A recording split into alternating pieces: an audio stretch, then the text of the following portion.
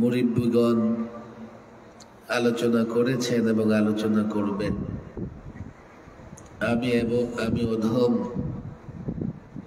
কেবলমাত্র বরকত হাসিলের জন্য দীর্ঘ পথ সফর করে আজিমুশান আয়োজনে উপস্থিত হয়েছি। জুমার সলাত একেবারেই সন্নিকটে, কিছুক্ষণের মধ্যেই আজান হয়ে যাবে।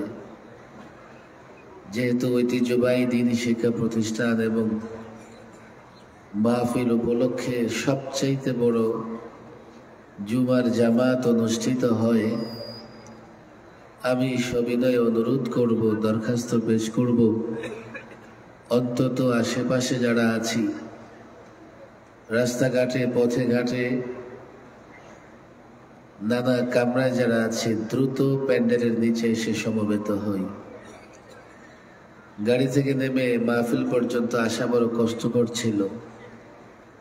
এত তালিবুল ইলম, তালেবান এবং ওলামা ইকরামের জমাট বেঁধে আছে।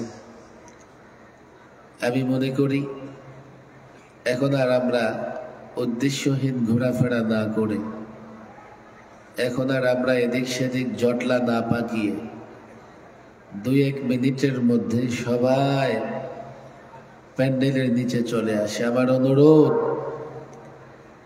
যত দূর মাইকের আওয়াজ যাচ্ছে, সলাতুল জুমার প্রস্তুতি নিয়ে যারা নিয়ে ফেলেছে দ্রুত আসি। যারা এখনো আমরা জুমার প্রস্তুতি নিতে পারিনি, দ্রুত জুমার প্রস্তুতি নিয়ে চলে আসি। পটিয়া মাদ্রাসার আয়োজন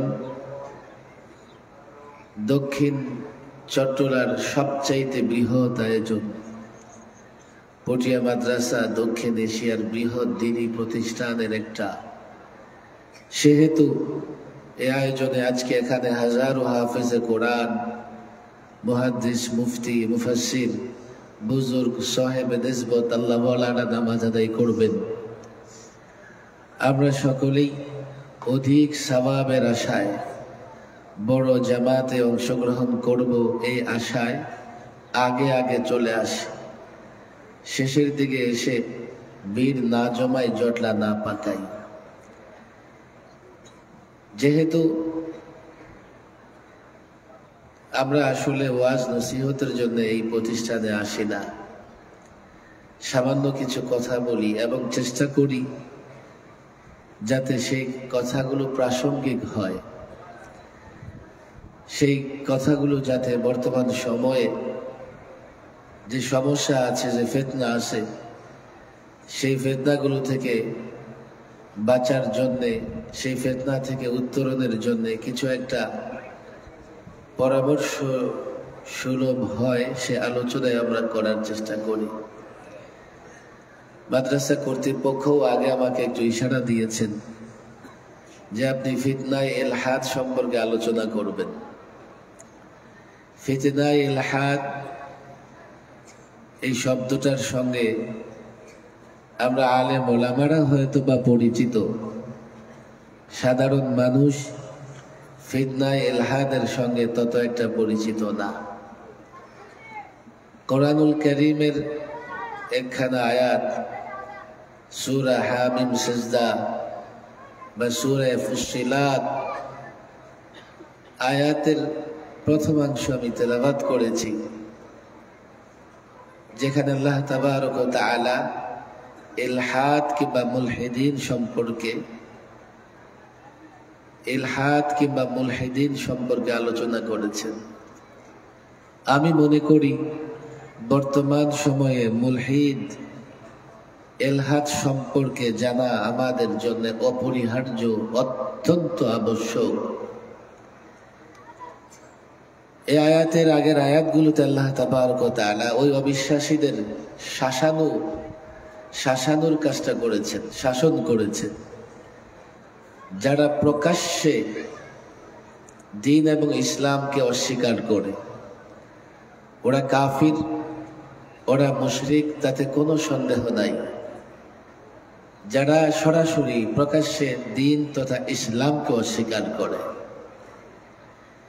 কিন্তু অস্বীকারীদের আরেকটা গ্রুপ এমন আছে, আরেকটা দল এমন আছে, তারাও অস্বীকারীদের মতোই প্রকাশ্যে যারা দিন তথা ইসলামকে অস্বীকার করে তাদের মতোই আরেকটা প্রজাতি আছে, আরেকটা জাতি আছে, যারা হয়তো বা প্রকাশ্যে দিন কিংবা ইসলামকে অস্বীকার করে না, তবে ইসলামের নানা বিধিবিধান, কোরআনুল কারীমের নানা আয়াত, ইসলামের নানা অপরিহার্য বিধান, কোরআনুল কারীমের নানা নির্দেশনাগুলোকে তারা নিজেদের মতো ব্যাখ্যা করে। যুগে যুগে সাহাবায়ে কেরাম থেকে শুরু করে আহলুস সুন্নাহ ওয়াল জামাআহ কোরআনুল কারীমের নানা আহকাম, নানা বিধান সম্বলিত আয়াতের যে ব্যাখ্যা বিশ্লেষণ করেন, তারা সেখান থেকে একটু সরে গিয়ে নিজেদের মতো ব্যাখ্যা বিশ্লেষণ দাঁড় করানোর চেষ্টা করেন। ফলে কোরআন এবং সুন্নাহ দ্বারা যা উদ্দেশ্য, তারা সেই উদ্দেশ্য থেকে সরে দাঁড়ান, এক পার্শ্বে দাঁড়িয়ে থাকেন। সঠিক ব্যাখ্যা এবং সঠিক বিশ্লেষণ তারা ধারণ করতে পারেন না। তাদেরকে মুলহিদ বা তারা ফিতনায়ে ইলহাদে আক্রান্ত। আমরা তাদেরকে নাস্তিক বলি, আর আমি যদি বলি আমার মতো করে বলতে হয় তাহলে বলি আধুনিক প্রজাতির নাস্তিক, যাদের খপ্পরে এই প্রজন্মের শিক্ষিত সমাজ নিজেদের ঈমান ধ্বংস করে ফেলতেছে। প্রকাশ্যে তারা ইসলাম কিংবা কোরআনকে অস্বীকার করে না, কিন্তু ইসলামের অনেক অপরিহার্য বিধান, কোরআনুল কারীমের অনেক আয়াত দ্বারা প্রমাণিত অনেক ফরজ বিধানকে তারা তুচ্ছ করে, সেগুলোকে ইসলাম মনে করে না, সেগুলোকে দ্বীন মনে করে না। দাবি করে নিজেকে মুসলিম, কিন্তু ওই বিষয়গুলোতে তারা কাফের বেঈমানদের মতাদর্শ, কাফের বেঈমানদের মতামত, কাফের বেঈমানদের দৃষ্টিভঙ্গিকে তারা অবলম্বন করে। এই যে আধুনিক প্রজাতির নাস্তিকতাবাদ, এটা ভয়ঙ্কর। এই জন্যে এই নাস্তিকেরা, যখন আমরা বলি যে তারা নাস্তিক, তারা জিন্দিক, তারা মুলহিদ, তখন তারা জনসম্মুখে বক্তৃতায় আবার বলতে থাকে, কই আমরা তো নামাজ পড়ি, আমরা তো হজ করি, আমরা তো রোজা রাখি, আমরা নাস্তিক কেমনে হলাম? এই জন্য আল্লাহ তাবারক ওয়া তাআলা বলেছেন, ইন্নাল্লাযীনা ইউলহিদুনা ফি আয়াতিনা, যারা আমার আয়াতে ইলহাদ করে, আয়াতের বিকৃত অর্থ গ্রহণ করে, আয়াত থেকে আহলুস সুন্নাহ ওয়াল জামাআহ সাহাবায়ে কেরাম যে মর্মার্থ, যে উদ্দেশ্য গ্রহণ করেছেন, তা থেকে তারা সরে যায়। লা ইয়াখফাউনা আলাইনা, তারা তো তাদের শিরিক এবং কুফর নেপাক গোপন করতে চায়, কিন্তু আল্লাহ বলছেন লা ইয়াখফাউনা আলাইনা, তাদের নিফাক, তাদের শিরক, তাদের কুফর আমার কাছে গোপন নয়। মাঝে মধ্যে আল্লাহ তাবারক ওয়া তাআলা আবার তাদের নাস্তিকতা, তাদের ইলহাদ, তাদের শিরিক এবং কুফর জাতির সামনে পরিষ্কার করে দেন। সেটা হতে পারে তাদের হঠকারিতার কারণে, তারা হঠকারী, তারা বিদ্বেষী, তারা মুনাফিক, কিন্তু জাতির সামনে নিজেকে মুসলিম হিসেবে পরিচয় দেয়, যাতে এই জাতিকে সহজে তারা ধোঁকা দিতে পারে। হতে পারে তাদের মধ্যে একটা অংশ জাহেল, জাহালতে আক্রান্ত। অন্ধ যেমন সামনে রাখা ভালো মন্দ পার্থক্য করতে পারে না, জাহেলও সত্য মিথ্যা, হক বাতিল পার্থক্য করতে পারে না।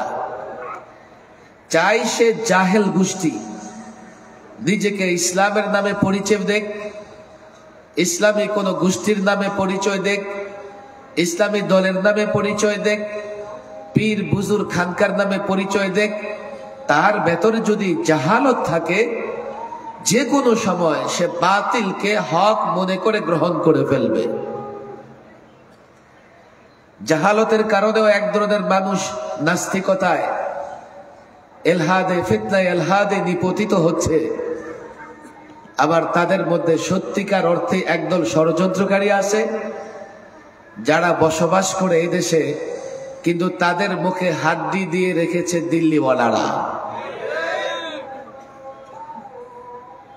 জুলাই আগস্টের অভ্যুত্থানে এই পটিয়া মাদ্রাসার বীর যোদ্ধাদের তো স্মরণ করতেই হয়। এই পটিয়া অঞ্চলে, এই অঞ্চলে কোথাও জালেম শাহীর বিরুদ্ধে আওয়াজ তোলার কেউ ছিল না।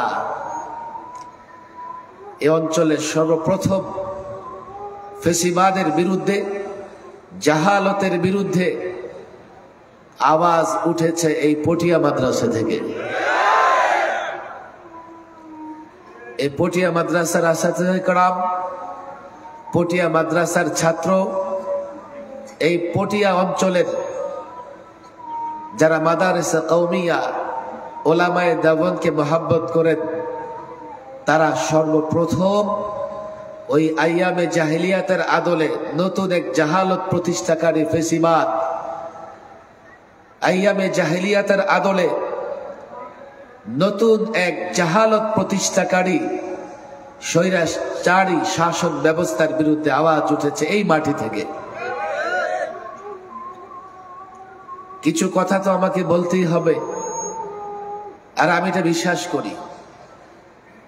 এই প্রজন্মের ছাত্র, এই প্রজন্মের যুবক, এই প্রজন্মের বীর যোদ্ধা যারা, তারা অন্যায়ের কাছে মাথা নত করতে পারে না, এবং তারা অন্যায়ের বিরুদ্ধে এতটা দ্রোহ লালন করে, অন্যায় প্রতিরোধ করতে তারা এতটা শক্তি, সাহস, হিম্মত লালন করে, এর প্রমাণ আমরা দেখেছি জুলাই আগস্টের বিপ্লবে। 16 বৎসর আমরা যা করতে পারিনি, এই প্রজন্মের ছাত্ররা 16 দিনে তা করে দেখিয়েছে। কিন্তু এই জুলাই আগস্টের পরে নতুন এক ফিতনা, ফিতনায়ে ইলহাদ, নিজেকে মুখে মুখে মুসলিম পরিচয় দেওয়া আর আহলুস সুন্নাহ ওয়াল জামাতের ব্যাখ্যা থেকে সরে দাঁড়ানো। অনেকের নিয়ত ভালো থাকতে পারে, কিন্তু নিয়ত যত ভালোই থাকুক, চুন আর দইয়ের মধ্যে পার্থক্য করা শিখতে হবে। যত ভালো নিয়তে আপনি চুন খাওয়ার চেষ্টা করেন আর খেয়ে ফেলেন, দই খাওয়ার স্বাদ পাবেন না, মুখ পড়ে যাবে। এই জন্য আমলের আগে ইলম লাগে। কোন রিক্সা চালক যদি বলে, হুজুর আপনার বিল্ডিং বানায় দিব ফ্রিতে, ইঞ্জিনিয়ার 20-30 লাখ টাকা চায়, আমি তারে দিব না, সে বিল্ডিং বানাইতে পারবে না। যদি বানিয়ে দেয়, আমার রড, বালি, সিমেন্টও নষ্ট হবে, 2 দিন পরে বিল্ডিং ভেঙে আমার মাথাটাও নষ্ট হবে। যে কেউ বলে আমি ইসলাম প্রতিষ্ঠা করে দেব, খেলাফত প্রতিষ্ঠা করে দেব, আমি নো, নেভার। খেলাফত প্রতিষ্ঠা করবার আগে, ইসলাম প্রতিষ্ঠা করবার আগে তুমি আমাকে বলো তুমি কোন ইসলাম প্রতিষ্ঠা করবে, ইসলামের কি বুঝো তুমি, ইসলামের ব্যাখ্যা তুমি কোত্থেকে গ্রহণ করেছো, তোমার ইসলামের অবয়ব, অবকাঠামো কেমন হবে। এক এক ফিতনা আমাদের সামনে আসতেছে। সর্বশেষ বাউল খোর, পেশাব খোরদের এক ফিতনা আমাদের সামনে চলে এসেছে। এগুলো সব পেশাব খোর, নামেও মিল আছে, কামেও মিল আছে। সাধারণ মুসলমানদের হয়তোবা খবর নাই, মাদ্রাসার ছাত্ররা জানে বাউল শব্দের অর্থ কি। বলেন না, বাউল শব্দের অর্থ কি? রাসূলুল্লাহ বলেছেন সাল্লাল্লাহু আলাইহি ওয়াসাল্লাম, ইস্তানজিহু মিনাল বাউল, ইস্তানজিহু মিনাল বাউল, তোমরা বাউল থেকে পবিত্রতা অর্জন করো। বাউল মানে হচ্ছে পেশাব। মজার ব্যাপার হলো বাউল আর আবুলের সঙ্গে মিল আছে, আছে না নাই? ছাত্ররা বলো, বাউল আর আবুলের সঙ্গে মিল আছে না নাই? বাউল মাজদার শব্দমূল। এবার গর্দান দিতে থাকো, তো বালা ইয়াবুলু ইয়াবুলু গর্দান দিতে দিতে পাইবা আবুল আর নাবুল। সাধারণ মুসলমানদের জন্য আমি বলি, শব্দমূল থেকে পরিবর্তন করে অনেক শব্দ বানানো যায়। আমাদের মাদ্রাসা ছেলেরা একভাবে জানে, সেটা আপনারাও জানেন। যেমন বাউল মানে পেশাব করা, সাধারণ মানুষ গর্দান দিতে পারে, শব্দ পরিবর্তন করতে পারে। এইভাবে সে পেশাব করে, তারা পেশাব করে, তুমি পেশাব করো, তোমরা পেশাব করো, আমি পেশাব করি, আমরা পেশাব করি। আমি পেশাব করি, এটার আরবি হচ্ছে আবুল, আর এর মূল শব্দ হচ্ছে বাউল। বাউল মানে পেশাব করা, আবুল মানে আমি পেশাব করি। এই আবুল এই কয়দিনে যা তার কুকর্ম প্রকাশিত হয়েছে, আমার মনে হয় তার গোটা জিন্দেগি এই পেশাব করে এই দেশটাকে নাপাক করে রেখেছে। আশ্চর্যের বিষয় হলো, আজকে যত মুলহিদ আছে, ফিতনায় এলহাদে আক্রান্ত, আজকে যত জিন্দিক আছে, নাস্তিক আছে, সব এই আবুলের পক্ষ নিয়েছে। কারণ তাদের কাছে আবুলের বাউল খুব পছন্দ, তাদের কাছে আবুলের বাউল পছন্দ। এই জন্য ওরা বাউল প্রেমিক, এই জন্য ওরা বাউলকে দেশের ঐতিহ্য মনে করে, সংস্কৃতি মনে করে, যার জন্য ওরা বাউল পছন্দ করে। আমি বলি ওরা বাউল খোর। কিন্তু বাংলাদেশে তো বাউল খোর জাতি নাই। এটা আমাদের প্রতিবেশী রাষ্ট্রে আছে, যারা সকাল বেলায় উঠে বাউল খায়, আর যেই গাবি গরু বাউল দেয় তার পেছনে পেছনে দৌড়ায়। তো তোমরা আবুলের পেছনে বাউল খোররা কেন দৌড়াইতেছ? আবুলের পেছনে বাউল খোররা দৌড়াও কেন? তোমাদের সমস্যাটা কি? তোমরা কি আবুলের বাউল পছন্দ করো? নও, বরং তোমরা আবুল যে কুকর্ম প্রদর্শন করেছে তোমাদের ভেতরে, তার চাইতে বড় কুকর্ম তোমরা লালন করো। এই শ্রেণী ওলামায়ে কেরাম যখন, সমস্ত আলেম পরিষ্কার ভাবে কথা বলছে, আবুল যা বলেছে তা গ্রহণযোগ্য নয়। আলেম ওলামাদের ব্যাখ্যা বিশ্লেষণ, কোরআন সুন্নাহর ব্যাখ্যা বিশ্লেষণ, মূল নীতিগুলো ওরা পাশ কাটিয়ে এই নব্য প্রজাতির নাস্তিক, নব্য প্রজাতির মুলহিকরা আবুলের পক্ষ নিয়েছে। আবার কিছু যুক্তি দেয়। কি যুক্তি? বাউল শিল্পী, এটা আবহমান কাল ধরে চলে আসতেছে, তর্ক বিতর্ক হয়, প্রশ্ন উত্তর হয়, এখানে অভিনয় হয়, এখানে তো দোষের কিছুই না। আমি বলি, ওরে নাস্তিকের বাচ্চা, তোরা কি আমাদের বোকা মনে করস? আবার বলি কি যে আপনারাও তো বহস করেন, মুনাজারা করেন। তারা বহস মুনাজারা করে এবং এক পক্ষ আরেক পক্ষের বিরুদ্ধে যুক্তি উপস্থাপন করে।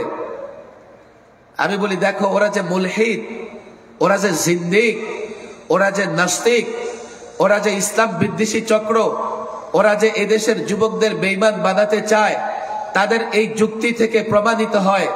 আমাকে বলেন, আমি নিজেও শতাধিক টকশোতে অংশগ্রহণ করেছি, অনেক বহস মুবাহাসায় অংশগ্রহণ করেছি, অনেক মুনাজারায় অংশগ্রহণ করেছি।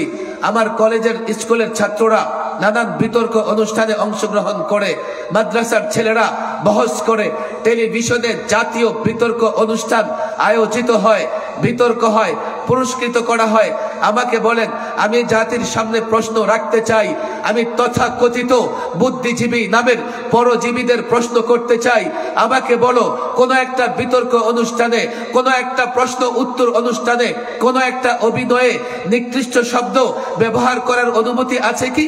No no no, never. কোন একটা বিতর্কে নিকৃষ্ট শব্দ ব্যবহার করা যায় না, গালাগালি করা যায় না, অশ্লীল শব্দ ব্যবহার করা যায় না। এক পক্ষ আরেক পক্ষকে উদ্দেশ্য করে অশ্লীল শব্দ ব্যবহার করতে পারবে না, ন্যাক্কারজনক শব্দ ব্যবহার করতে পারবে না, নিকৃষ্ট শব্দ ব্যবহার করতে পারবে না। আমাদের জাতীয় সংসদ সদস্য পার্লামেন্টেও বিতর্ক হয়, সেই বিতর্কে যদি কেউ কোনো সস্তা শব্দ, দুর্বল শব্দ ব্যবহার করে, স্পিকার বলে এক্সপাঞ্জ করেন, এই শব্দ আপনি ব্যবহার করতে পারবেন না। আমরা একজন আরেকজনের বেলায় বিতর্কে নিকৃষ্ট শব্দ, অশ্লীল শব্দ ব্যবহার করতে পারি না। আমি যদি ধরেও নেই বাউলরা বিতর্ক করে, আমি যদি ধরেও নেই বাউলরা তর্ক বিতর্ক করে, প্রশ্ন উত্তর করে, অভিনয় করে, কিন্তু তাদেরকে এই অধিকার কে দিয়েছে? সেই বিতর্কে তারা আল্লাহকে নিয়ে কটূক্তি করবে, সেই বিতর্কে তারা আল্লাহর নবীকে নিয়ে কটূক্তি করবে, সেই বিতর্কে তারা কোরআনের বিকৃত করবে। আল্লাহর কসম করে বলি, ওরা বুদ্ধিজীবী নয়, ওরা পরজীবী। ষড়যন্ত্র করছে কি করে দেশের যুবকদের বেঈমান বানানো যায়। আল্লাহর কসম করে বলি, আমাদের কাছে যখন স্পষ্ট হয়ে গেছে তারা ইসলাম বিদ্বেষী চক্র, আজ থেকে 56,000 বর্গ মাইলের বাংলাদেশে কোথাও তাদেরকে ঈমান ইসলাম বিরোধী প্রোগ্রাম করতে দেওয়া হবে না, হবে না, হবে না।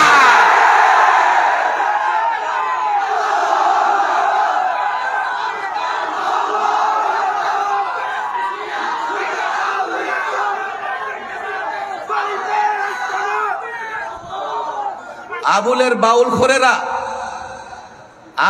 বাউল খোরেরা আমাদেরকে জ্ঞান দেবার চেষ্টা করতেছে যে আপনারা বুঝতেছেন না ওরা বিতর্ক করে। কালো আবুলের আরেকটা কোরআন বিকৃতির বক্তৃতা প্রকাশ পেয়েছে। আবুল বলতেছে কোরআনে এত নাচ কেন? এই বাউল খোর আবুল বলতেছে কোরআনে এত নাচ কেন? কয় নাচতে বলছে, নাচতে বলছে।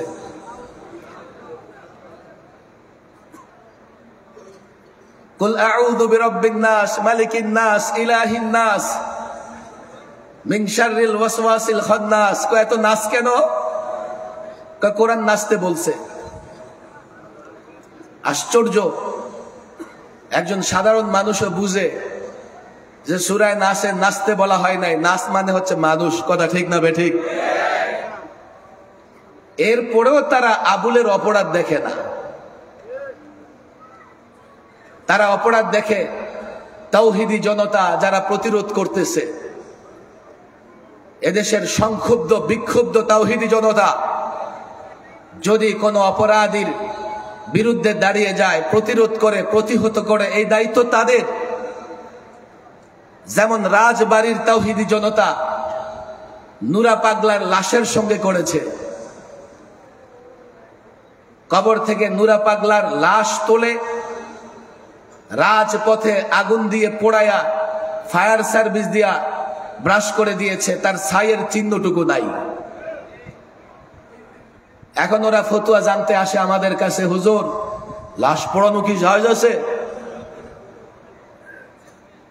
আমি বললাম তোমরা 2-4 দিন আগে কোথায় ছিলা? যখন নুরা পাগলার ভক্তরা তার কবরের উপরে বাইতুল্লাহ কাবা বানায়া তাওয়াফ করছে, তখন তোমরা কই ছিলা? ফতোয়া জিজ্ঞেস করলা না? এলাকার সাধারণ যুবকেরা প্রথমে আলেমদের কাছে গিয়েছে,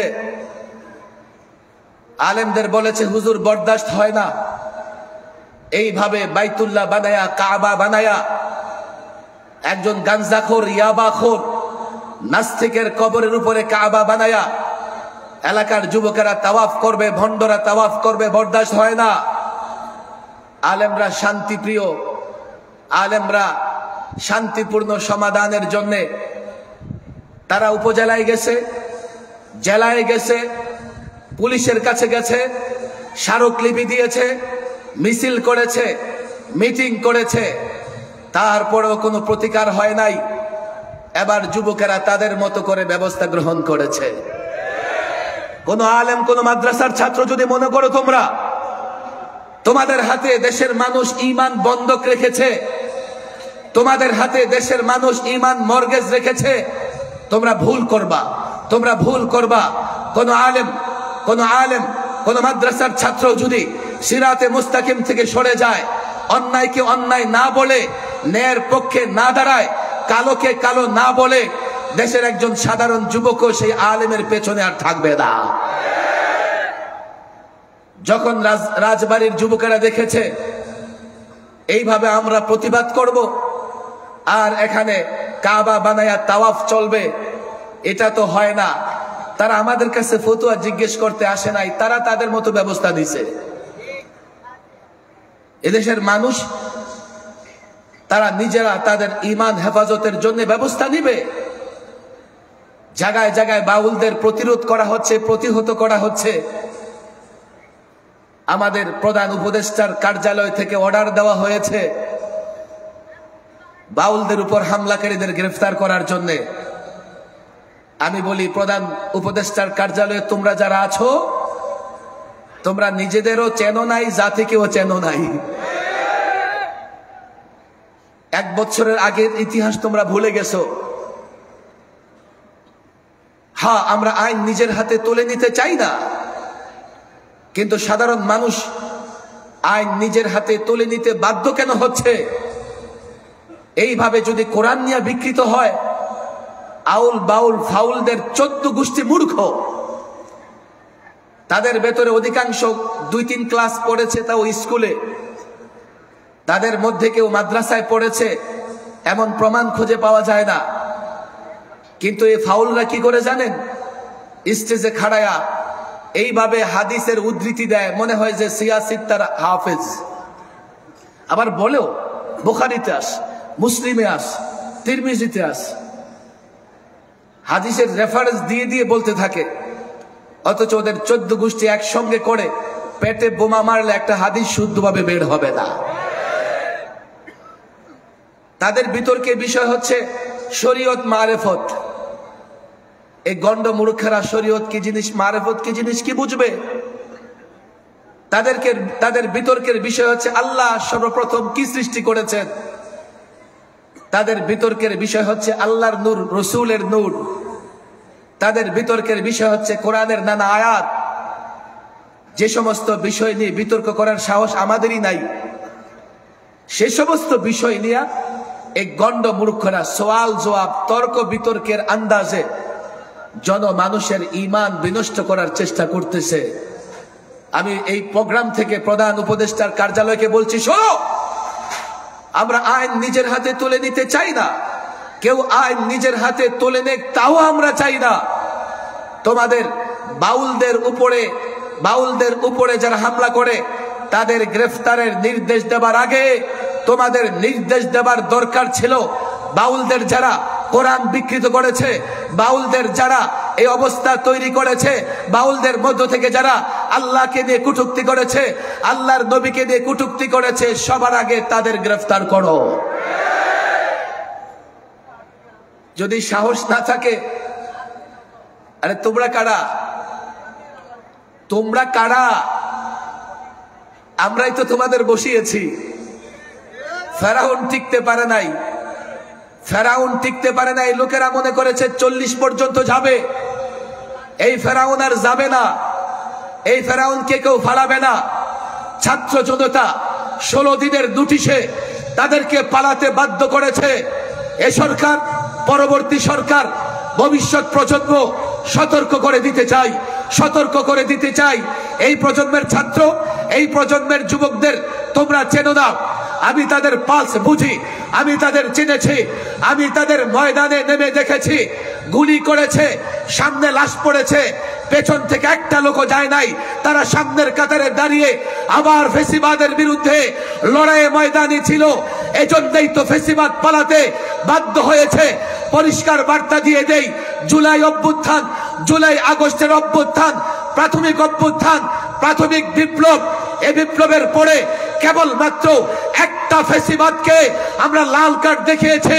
আমাদের চূড়ান্ত বিপ্লব হবে ইসলামের জন্য, আমাদের চূড়ান্ত বিপ্লব হবে কোরআনের জন্য। আল্লাহর কসম করে বলি, সেই বিপ্লবের জন্য এই জনতা, এই নাগরিক, এই দেশের আপামর জনগণ তৈরি হচ্ছে। আগামীর বিপ্লবের পরিপূর্ণ প্রস্তুতি হচ্ছে। আগামীর বিপ্লবের জন্য ছাত্র জনতা তৈরি হচ্ছে। ইনশাআল্লাহ সেই বিপ্লবের পরে বাংলাদেশ হবে ইসলামের বাংলাদেশ। সেই বিপ্লবের পরে আউল বাউল ফাউলদের কোনো অস্তিত্ব থাকবে না। সেই বিপ্লবের পরে হঠকারী ভারতের গোলাম, আমেরিকার গোলাম, নাস্তিক মুরতাদদের অস্তিত্ব বাংলাদেশে থাকবে না, থাকতে পারে না। সতর্ক হও। শুধুমাত্র কোথায় বাউলদের উপরে হামলা হয়েছে এই দোহাই দিয়ে যদি আবুলদের গোষ্ঠী, বাউলদের গোষ্ঠী যারা সরাসরি কোরআন বিকৃত করেছে, যারা সরাসরি আল্লাহকে নিয়ে কটূক্তি করেছে, আমরা সহনশীল, আমরা ধৈর্য ধারণ করতে পছন্দ করি। আর না হয় যেদিন আমরা দেখেছি আবুল আল্লাহকে নিয়ে কটূক্তি করেছে, তার চিহ্ন বাংলাদেশে থাকতো না। তোমরা আমাদেরকে সহনশীলতা শেখাও, তোমরা আমাদেরকে ধৈর্য ধারণ করতে বলো। তোমার সরকার নেতার বিরুদ্ধে কথা বললে বরদাস্ত করতে পারো না। রব্বুল আলামিন আল্লাহকে নিয়ে কটূক্তি করবার পরে শুধু গ্রেফতার নয়, আবুলের সর্বোচ্চ শাস্তি নিশ্চিত করতে হবে। প্রয়োজনে আবুলের যারা পক্ষ দিয়েছে, আল্লাহর কসম তাদেরকেও প্রতিহত করা হবে।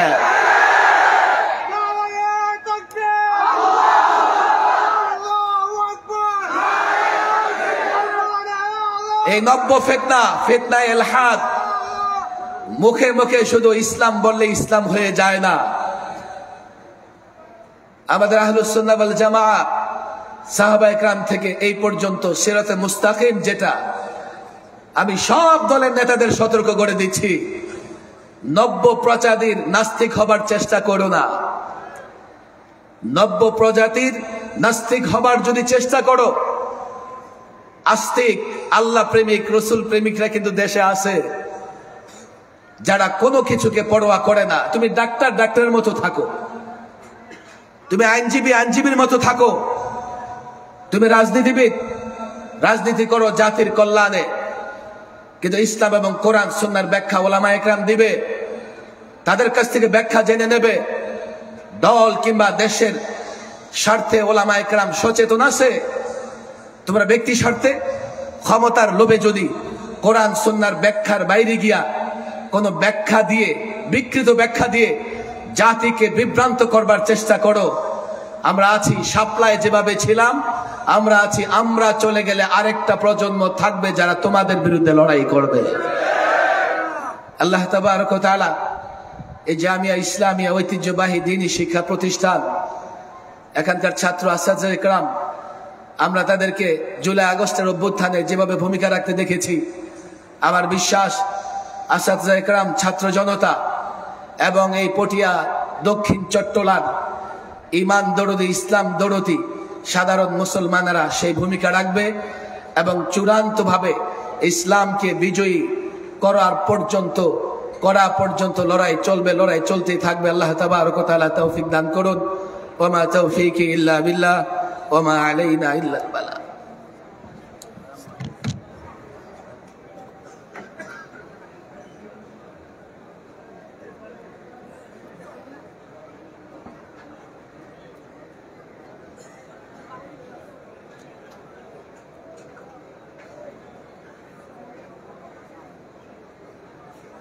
সম্মানিত হাজিরিন, আযানের সময় আর একটু বাকি আছে। একটার সময় ইনশাআল্লাহ তাআলা আমাদের মসজিদ কেন্দ্রিক মাঠ সহ মসজিদে জামাত অনুষ্ঠিত হবে, খুতবা শুরু হবে একটার সময়, এবং মাঠের